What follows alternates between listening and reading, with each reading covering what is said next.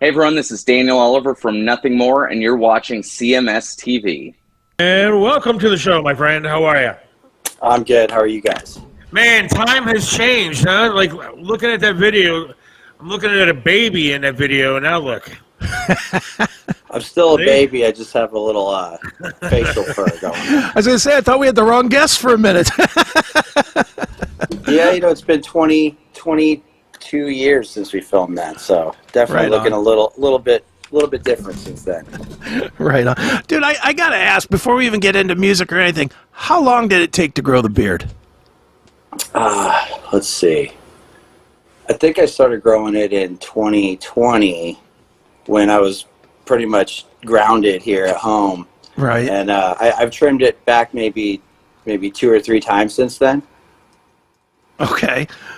Dude, it's amazing. I wish I could do that. Mine gets half long and then it like starts curling up and looking like Raleigh fingers or something. It just looks awful. So, I think you could do it. I don't think it's any skill really involved. You just let it go long enough and it'll eventually start doing its thing.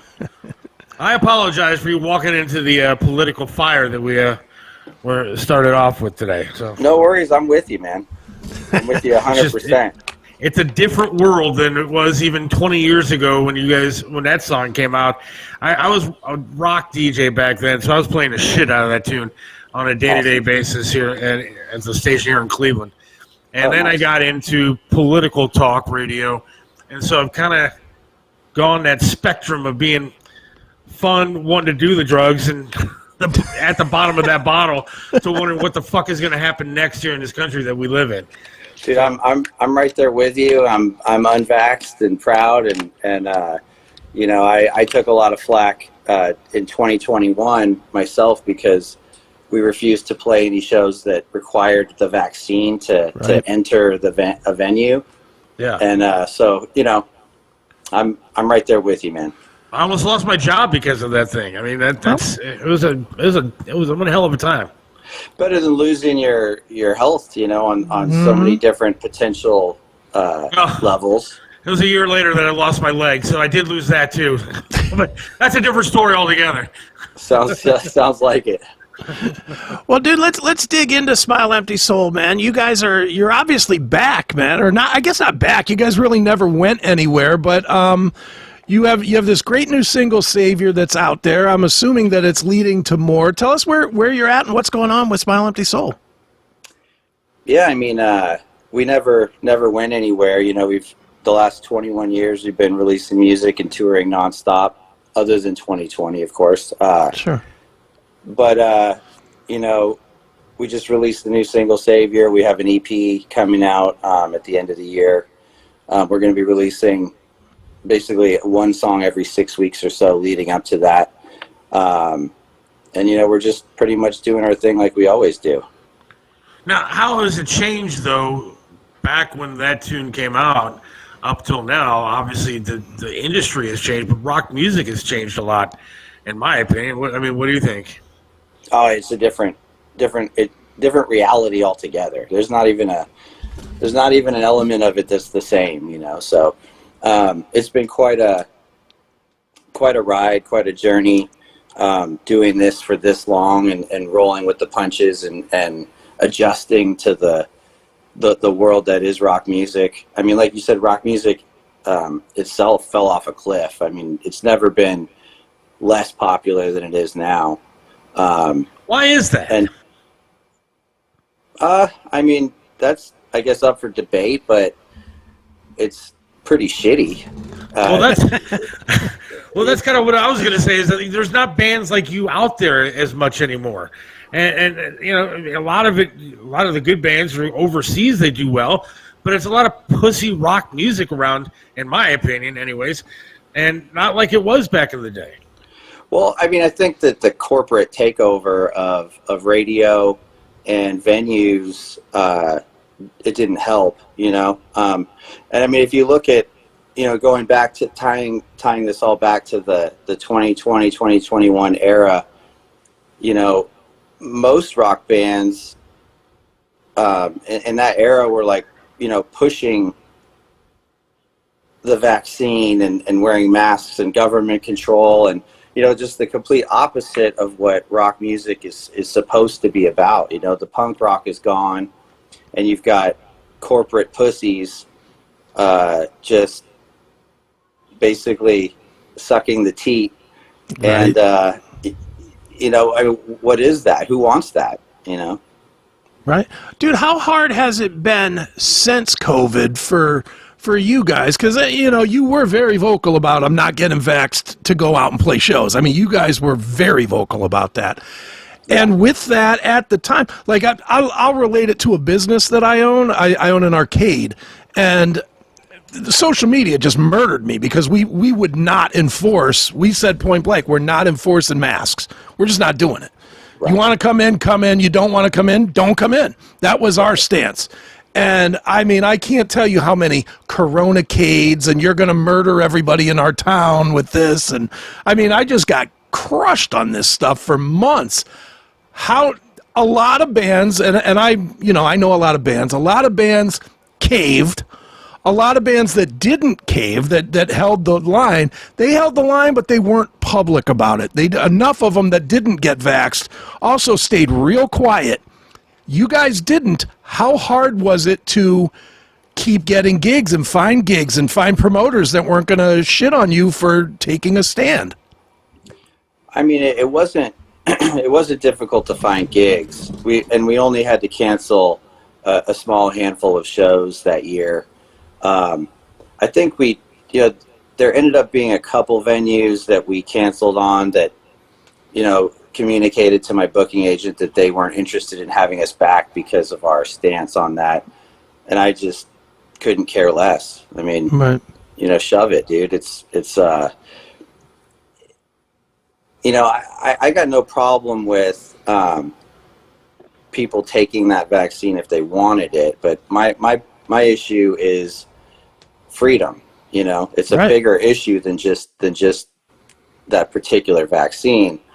And if you are so short-sighted that you can't see that handing government that kind of power is going to lead to extremely evil and terrible things, then you're an idiot. And I'm you know, I try to live my life with a level of integrity, and to me that is more important than any one gig or any one person listening to my music. You know, I'm sure we lost some people listening to us on Spotify or whatever, and we lost a couple of venues, but it is what it is. You know, freedom needs some people brave enough to stand up for it. And not that my band is big enough to make a dent, but you know, if you stand up and speak truth, it can spread, and it can give other people the courage to do the same, you know? That's what I thought about the entire thing. I thought the whole thing was a test run to see what the government could get away with when they start shutting businesses down, making people stay at home, and telling people how far to stand apart. I mean, that's ridiculous. Well, first of all, they only shut down the mom and pop businesses, right? They allowed giant corporations that they're in bed with to continue to carry on. They just shut down us little guys. And yeah, I mean, it was in my opinion, they want total control, and they're constantly doing little things to change the board and get little pieces of control here and there, and testing us. And I'd say we're failing those tests pretty badly. Yeah. No doubt. Well, dude, in 20, whatever it was, 21 or 22, early 22, I forget what year it was, when you released Black Pilled, when you release something like that in the middle of the shitstorm of COVID and you know, government infiltration, what kind of reaction did you get to that? Not necessarily only from fans. I know you released it on your own. Did you release it on your own because what semblance of record labels there are didn't want to touch it because they knew it would you know, be a problem for them? Or well, we've been releasing everything we do on my own label ever since 2017, because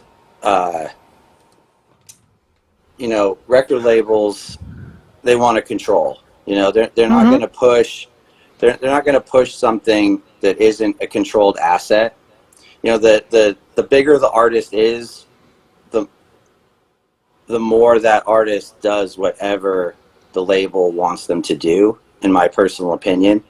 In this industry, if you don't toe that line, they aren't going to spend money to promote your record, so me being just the type of person I am, I would rather control my art 100% and do it on a smaller level, but with integrity. And so we've been releasing our own music, 2017 and on anyway. Not that a label would touch us, because I earned the reputation of not towing the record company line a long time ago, and word spreads quickly in this industry. So sure, we've been doing it label-less forever. This new EP that we're releasing at the end of the year, Swan Song, is actually on a label for the first time in many, many years, but it's a small label that my friend runs, and it's kind of a unique situation. Right on. Definitely. Well, man, as you release new music today, and this kind of dovetails to what you said before, which I don't agree with, by the way, where you said that your band isn't big enough to make much of a dent. I disagree with that. I think if enough little smaller bands were doing it, everybody doesn't have to be Kid Rock. Everybody doesn't have to be that big. But if there is one that's that big, and there's 50 more that are smaller than that, but still are taking kind of that same line, I think you open the door to people not ignoring a band based on their political beliefs. You see what I'm saying? I think it opens the door to, well, these guys, I saw them with Kid Rock. I'm just throwing an example out there. But if they saw you and Kid Rock, and they're of the same mindset, well, now all of a sudden you have more strength in their eyes. And then who you take on tour the next time would have more strength in their eyes as well. So it almost kind of, I don't know, like a pyramid scheme of good intention, I guess, is what could happen. I think that maybe you don't see your own value to the political spectrum for what it truly is for those of us that are out there and are sick of being preached to by every one of our bands that we grew up loving. No, I agree with you. I mean, if enough bands of my band's size and level would come out with a similar message, then you can definitely move the line. But there weren't almost any bands coming out, and I mean, especially in the rock world, there's like Coulter Wall in the country world. He took that stance. I'm trying to think. I can't, off the top of my head, I can't really think of any other bands that refuse to play venues that require the vaccine.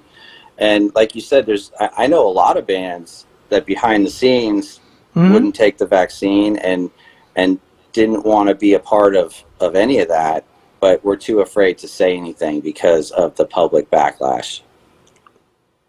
Right on. That seems to be a big problem. Even in Hollywood, there's a lot of people that are afraid to tell the truth for whatever reason it is, and I don't get it. It's a powerful enemy that we're up against. I mean, these people run the media. They run, the politicians. They own them. They run Hollywood. They run all the big record companies. So you're taking on a giant when you take that stance, and there's consequences to that. And I can understand why some people wouldn't want to do that, but this is an important time, and I think everything is at stake right now, and I don't know if people realize to what extent. I think that our world's changing rapidly, and the freedoms that we've taken for granted for a long time are evaporating quickly. And this could get so bad so quickly that I think it's really important, and I wish more people would stand up and talk about it. That's Right. what I was. That's what I was saying before you came on. Is that I truly believe that this is like the downfall of our republic here, Yeah. and we're on like a breaking. We're at a breaking point, and I don't know what can stop it at this point. I mean, I'm voting for a felon because I have to because I can't sit with what's going on now. But something's got to change. I don't see a way to vote. I mean, first of all, do I think that they count our votes? No. Do I think that that the two-party system is designed to just give the illusion of some sort of power? Yes. I think they usually own both candidates, and that's one of their best methods of control. I mean, luckily, the citizenry of the United States of America is the most armed group of people in the world, even above and beyond any army. I think we own like 40-something% of all the firearms in the world, just, the citizens of America. Right. And so, I mean, the way that I see it going is probably at some point the government encroachment on our freedom gets so bad and things get so bad that the 100 million plus gun owners in America decide to actually stand up and do something, and then there's some sort of gigantic conflict or second revolution or some sort of event like that, which at this point, I mean, I bring it on. It's the direction that we're headed. Things are getting so ugly, and they're just going to keep getting uglier until something is done. Something massive has to change the momentum, and I think the sooner the better, Right. Do you think guns are the issue? Because I don't think anybody's going to raise up for any other thing that they try to steal from us, even speech, which to me is more important than guns, and I'm a gun owner. But I think guns are the ones. I know myself. I hate to be that guy, my cold dead hand, but I'm that guy. And I think most people that own guns are truly, you got to kill me to take it. There's nobody that's just going to well, if it's for the betterment of, nobody's buying that nonsense. Because what comes next, Yeah. As a gun owner, if you paid attention to history at all, the next step after taking the guns is abuse, tyrannical abuse. So, we have that 100 million plus gun owner citizenry going on, and it's our biggest strength, and it's the only thing keeping us from becoming Australia or Canada or one of these other countries that are just being trounced right now. And yeah, I think that is the line. I think that once they come after those in a harsher form that the gun owners of America won't stand for, that's probably the line. Now, speaking of control and getting back to the music a little bit, how much do you want to punch the inventor of Spotify and Apple and stuff like that for making it so damn difficult to make money in your industry now? Yeah, I mean, the evolution of the technology in the music industry is definitely insane, and there are pros and cons, I think, with any new technology, and there are pros to the new way, but I mean, it's difficult. We luckily we as a band have gotten the rights back to a lot of our old albums, so we own a lot of the masters, so that trickle stream of money that comes in with the streaming actually goes to us rather than some record companies. Well, that's good. And it does actually stack up. So there is a certain amount of money generated that's reliable and monthly and consistent for us just from our streams and our digital downloads and all that. But I think that the negative elements of where it's all gone are pretty heavy. It's taken a lot of the artistry out. Nobody cares about records anymore. Nobody cares about physical product. Nobody cares about the order of songs that the artist intended, or the artwork, or nobody Right. gives a damn about any of that. They just want to hear this one song right now, and maybe even just for 30 seconds before they skip to the next one. And the short attention spans combined with where it's all at is just kind of cheapened music. Right. Do you think it would change though? And I've had this discussion with everybody from the newest band to guys in Megadeth. So, complete spectrum. I never understand why artists, including a band like yours, puts the full record on everything. Why give YouTube the full record the first day and Spotify the full record the first day? Why not give them, like you're doing an EP? I'm going to guess it's probably 4 or 5 songs. Why not give them 2 songs and 30-second snippets of the other 2 or 3 songs, and let them hear 2? But then if they want to hear more, go out and buy it for $5 for the disc or a thumb drive or whatever. Why don't bands do that? Is it just the labor that would have to go into doing that, or is there some other reason contractually with Spotify and all the DSPs? Well, I mean, people are super lazy, and so if most people, I think, if you say, hey, here's a snippet of a song, if you want it, go to this site and pay money and order it, and then we'll ship it to you, and you got to wait for it, etc. They'll just say no, and they'll move on to the next band or the next song. And so there is a level of, you do want, at the end of the day, we're making music for people to hear it, and so for me personally, I wouldn't do it that way because of that. But what I am doing is releasing one song at a time from the EP all the way up until we've released everything but one song, and then releasing the whole EP at once. Okay. That way you get at least the best promotional bang for your buck from the group of songs that you just recorded, rather than flopping the whole thing out at once. Right.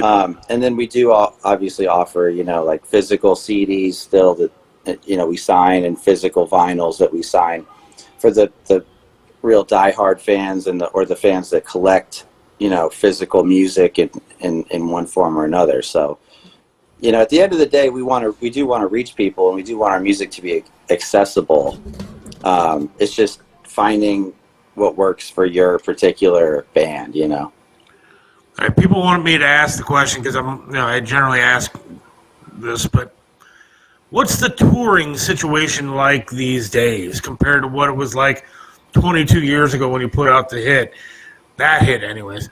I picture back then, broads hanging out the windows, half naked. You got beer and drugs everywhere on the bus, and it's one big ass party. Is it still the same, or did COVID kill that too? For us, it hasn't been like that for a while. It was like But it was. that, Okay, good. All right. Thank you. It was like that. I'm sure that with some bands it still is, but I stopped partying in 2007 because I was gonna die, so Smile Up Your Soul has kind of become a smooth running machine and a business. So for us, that lifestyle is kind of gone. Like, I mean, I even do all my own driving at this point in my RV that we tour in. So when we end a show in a town, we pack up and we hit the road like immediately. Like we do a bunch of the driving towards the next town to take a chunk out of it.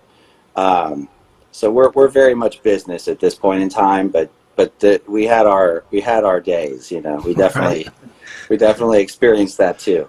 See, I want to live vicariously through those old days. That's my goal in life is to go to bed tonight dreaming of those old days. I'm sure there are bands still doing it just like that. You got the wrong guest on your show today.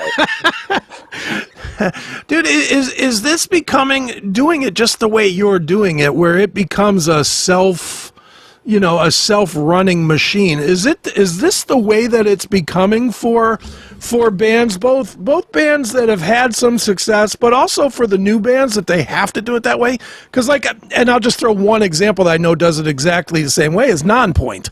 The band Nonpoint, they are very much everything. Self-produced, self-recorded, self-traveling, self-tour booking, self-everything, which I think is the same way you kind of operate things. Is that the way that it's going to have to be sustainable as we move forward? I think that if you're below a certain level and you want to continue to do this, you have to do that. You have to start wearing multiple hats. When we first started, we had a management team and lawyers and a business account management team.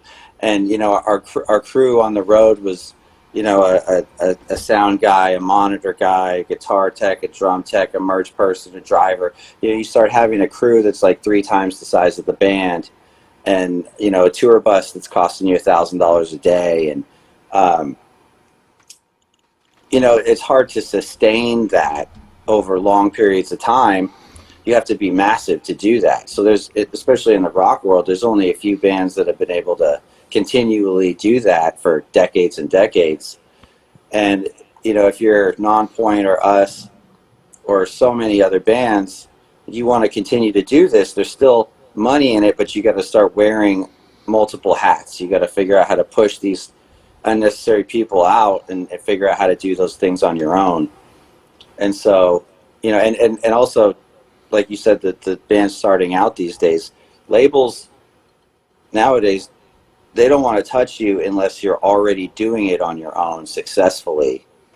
So I know a lot of bands that started out doing it like this on their own, were successful at it, then got label interest, but then said, nah, I don't need you.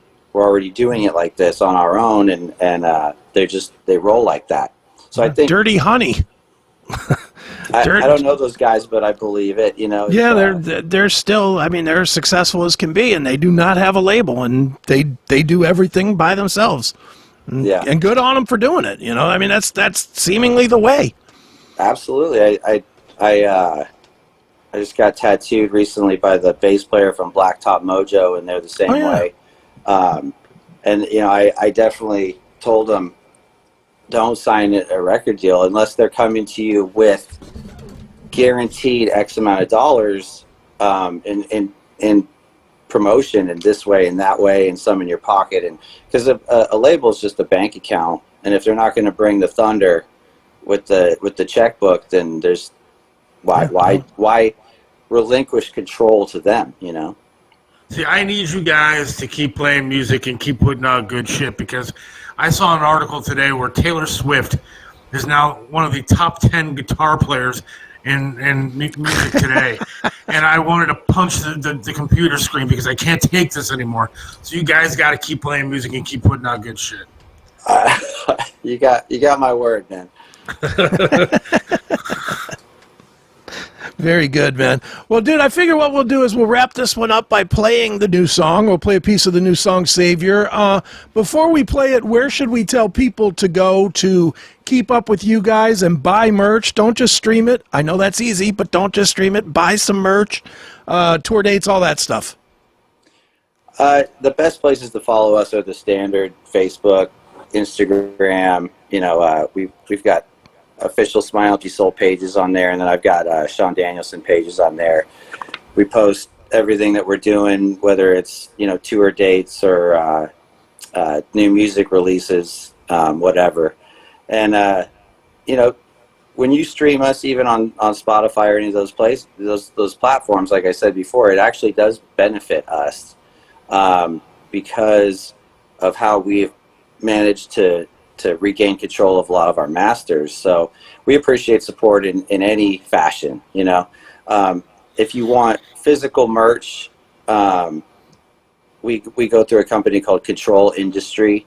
If you just Google Control Industry Smile Empty Soul, page pops up with endless cloth merch items, and that benefits us directly. So any way you engage with us, we appreciate and benefit from. And, we're constantly touring, and we release lots of new music. So Very good, man. Well, one more time, the band is Smile Empty Soul. The new single, brother. which we're about to play, is called Savior. And Sean Danielsen, thanks so much for joining us here on Thanks, man. Seth Show.